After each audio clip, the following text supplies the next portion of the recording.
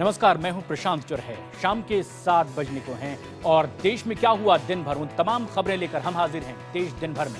सबसे पहले खबर दादरी हत्याकांड से जुड़ी, जिसके बाद राजनीतिक दलों के नेताओं की एक के बाद एक भड़काऊ भाषण के बाद अब पुलिस ने उन पर कार्रवाई करनी भी शुरू कर दी है। ऐसे में केंद्रीय मंत्री महेश शर्मा, साथ ही साथ बीजेपी के विधायक संगीत सोम और इसके साथ ही बीएसपी के नेता शरणार्थियों और दूसरे लोगों को उनके मूलभूत अधिकारों से वंचित रखा गया है। यहाँ तक कि उन्हें न तो राज्य सरकार की नौकरी में आवेदन का अधिकार है और न ही उन्हें संपत्ति खरीदने का अधिकार है। I hope the speaker can realize that he is now speaker and not a member of a particular political party or what they call social organization. He is neither a BJP member nor an RSS member. He neither belongs to Jammu nor to Kashmir. He belongs to this house. He is the speaker. He has to function as a speaker, not as a partisan individual. वहीं legislative council में भी हंगामा हुआ, जिसके बाद legislative council अध्यक्ष ने national conference के 2 पार्षदों को सदन की कार्रवाई में रुकावट डालने के लिए सस्पेंड कर दिया। इसके अलावा बीफ पर दिए गए विवादित बयान को लेकर लालू यादव पर एफआईआर दर्ज की गई। बिहार के अररिया कोर्ट में यह मामला दर्ज करवाया गया है। बीजेपी लालू के बयान का शुरू से ही विरोध कर रही थी। लालू यादव ने कहा था कि हिंदू भी बीफ खाते हैं, मांस खाने वालों को इससे क्या फर्क पड़ता है कि वो गाय का है या बकरे का। हालांकि इसके बाद वो अपने बयान से पलट भी गए। इससे पहले चुनाव आयोग के आदेश के बाद बीते मंगलवार को भी एक एफआईआर दर्ज की गई थी। उस पर राघोपुर की रैली के दौरान खुलेआम जाति के आधार पर वोट मांगने का आरोप लगा।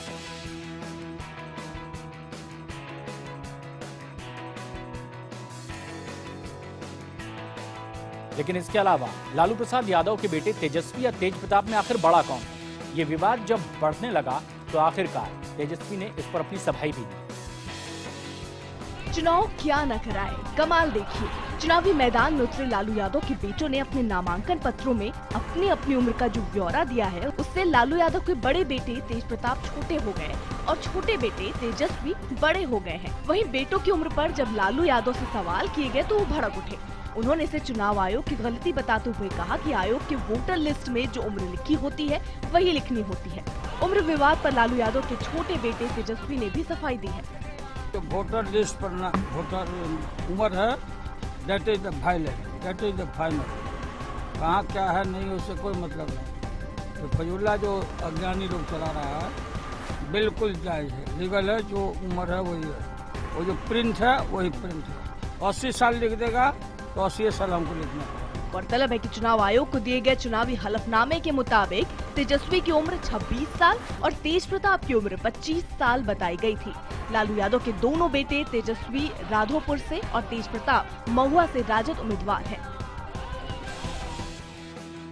एक बड़े खुलासे ने खुफिया एजेंसियों को चौंका दिया है। दरअसल गुजरात एटीएस ने एक बड़ा खुलासा किया है कि ड्रग्स हैंडलर सेना के ही कुछ जवान हैं। दरअसल ड्रग्स के धंधे से जुड़े एक बड़े नाम ने गिरफ्तारी के बाद इसका खुलासा किया। देश की खुफिया एजेंसियां उस समय चौंकी जब उनके हाथ ड्रग्स माफिया गुल जमादार हाथ लगा। अनंतनाग से गिरफ्तार गुल जमादार उर्फ गुल मोहम्मद ड्रग्स की दुनिया का बेताज बादशाह माना जाता है। गुल ने देश के कोने कोने में ड्रग्स फैलाने का जो तरीका अपनाया वो पूरी तरह से फुल प्रूफ था। एटीएस के दावों के मुताबिक देश की सुरक्षा में लगे जवानों को गुल कैरियर के तौर पर इस्तेमाल करता था। ये जानकर और भी हैरानी होगी कि नार्को टेररिज्म का आका गुल खुद सीआरपीएफ और जम्मू कश्मीर पुलिस में नौकरी कर चुका है। इतना ही नहीं, उसके हिजबुल मुजाहिदीन से करीबी रिश्ते भी हैं। खुद जवान होने के चलते जान पहचान वाले जवानों का इस्तेमाल कैरियर के तौर पर करना उसके लिए आसान था। नार्को टेररिज्म है, सिर्फ चरस की हेराफेरी में नहीं है। तो जेकेएलएफ और ये जो हिजबुल मुजाहिदीन है उनके साथ भी इसका संपर्क था, वो एस्टेब्लिश हुई बात है। अब खुफिया एजेंसियां गुल जमादार से ये जानने में जुटी हैं कि क्या कैरियर के तौर पर इस्तेमाल जवान जानते थे कि वो ड्रग्स ले जा रहे हैं। दिल्ली के विधायकों का वेतन 4 गुना से भी ज्यादा बढ़ने वाला है। दरअसल उनकी इस मांग को लेकर जो कमेटी गठित की गई थी, उसने अपनी रिपोर्ट भी विधानसभा अध्यक्ष को सौंप दी है, जिसकी सिफारिश के बाद अब उनका वेतन 2,35,000 हो सकता है। पीडीटी आचार्य कमेटी ने अपनी रिपोर्ट में विधायकों की सैलरी और उनके भत्तों में कई गुना बढ़ोतरी का प्रस्ताव दिया है। कमेटी ने अपनी रिपोर्ट में विधायकों को हर महीने की 2,35,000 रुपए वेतन देने की पेशकश की है।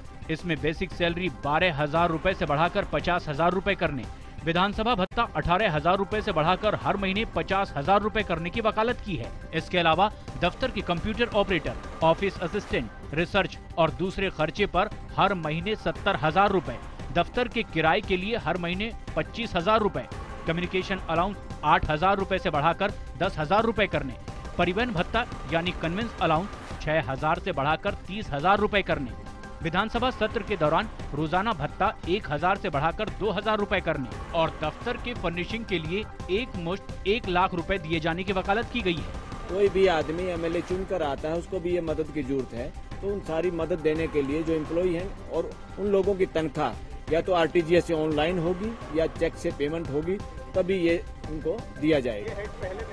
ये बिल्कुल नहीं था, देश में कहीं भी नहीं है और इसकी जरूरत है पूरे देश में। देखिए, हमारा कहना है कि ये आम आदमी पार्टी जो सत्ता में आए थे या पार्टी बनी थी, जब इनके व्यवहार में और बातचीत में और अब जमीन आसमान का अंतर आ चुका है। अब ये आम से खास हो चुके हैं और जनता पर करों का बोझ डाल रहे हैं। अब सरकार को फैसला लेना है कि वो कमेटी के प्रस्ताव के हिसाब से विधायकों का वेतन बढ़ाती है या नहीं। हालांकि सरकार विधायकों का वेतन बढ़ाए जाने को लेकर पहले ही अपना समर्थन दे चुकी है। खबर मुंबई से, जहां इंद्राणी मुखर्जी की तबीयत में सुधार के बाद उन्हें जेल भेज दिया गया है। 19 तारीख तक के वो न्यायिक हिरासत में है। लेकिन साल 2012 के शीना मर्डर केस में रायगढ़ पुलिस की ओर से जो चूक हुई है, उसे लेकर तब के डीजी संजीव दयाल ने अपनी रिपोर्ट अब राज्य सरकार को सौंप दी। इंद्राणी की तबीयत कैसे खराब हुई और किस वजह से उसे मुंबई के जेजे अस्पताल में भर्ती कराया गया, इस पर सस्पेंस अभी भी बरकरार है। तबीयत ठीक होने के बाद फिलहाल इंद्राणी को अस्पताल से छुट्टी मिल गई है। इंद्राणी को वापस भायखला जेल भेज दिया गया है। इंद्राणी के अस्पताल पहुंचने की असली वजह क्या है, इस पर मामले की जांच कर रहे अधिकारी अब खुद इंद्राणी से पूछताछ करने वाले हैं। 2012 में जब शीना बोरा का शव मिला था, तब रायगढ़ पुलिस ने उस समय ना तो कोई मामला दर्ज किया था और न ही कोई जांच पड़ताल की थी। 2015 में जब शीना बोरा मर्डर केस का खुलासा हुआ, तब रायगढ़ पुलिस की ये बड़ी चूक सामने आई है। अब इस मामले में राज्य के पूर्व डीजी संजीव दयाल ने अपनी रिपोर्ट सरकार को सौंप दी है। राज्य सरकार उन अधिकारियों पर क्या कार्रवाई करती है, ये देखना दिलचस्प होगा। पाकिस्तान के कब्जे वाले कश्मीर में अब वहां की आवाम बगावत का झंडा बुलंद कर रही है। दरअसल पाकिस्तान की ओर से जिस तरह वहां के लोगों पर जुल्म सितम ढाए जा रहे हैं, उसे लेकर उनकी ये आवाज एक बार फिर से बुलंद हुई है। उसी की वानगी आगे आप देखिए। पाक अधिकृत कश्मीर की हकीकत से अब दुनिया रूबरू होने लगी है। हर तरफ पाकिस्तान के खिलाफ गुस्सा, हर तरफ पाकिस्तान का विरोध। यहाँ तक कि दमघोटू माहौल में खौफ के बावजूद महिलाएं घर से भी पाकिस्तान विरोध के नारे लगाने से नहीं चूकती।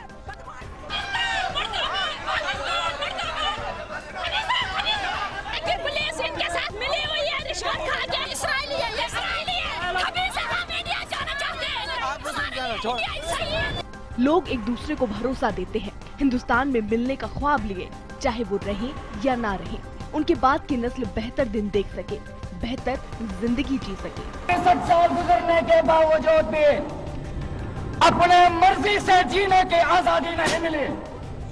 हमारी रियासत से पाकिस्तान की खूनख्वार एजेंसियां वापस नहीं जाती जब तक यहाँ से लूट खसूट का बाजार खत्म नहीं होता। उस वक्त तक आप अपनी जिदोजहद जारी रखें। हालात इतने बदतर हो चुके हैं कि कभी अपने रिश्तेदारों से मिलने के लिए बेचैन रहने वाले हिंदुस्तानी अब पाक अधिकृत कश्मीर जाना नहीं चाहते। सोमवार को सरहद पार जाने वाली बस खाली गई। जो अपनों से मिलने हिंदुस्तान आ गए, वो लौट कर जाना नहीं चाहते। आखिर क्यों? कश्मीर में रेफरेंडम की बात करने वालों, संयुक्त राष्ट्र संघ में कश्मीर को मुद्दा बनाने वालों, ये तस्वीरें बहुत कुछ कह रही हैं। देश दिन भर में फिलहाल इतना ही, लेकिन ब्रेक के बाद 7:30 बजे देखिए खबरों में खास।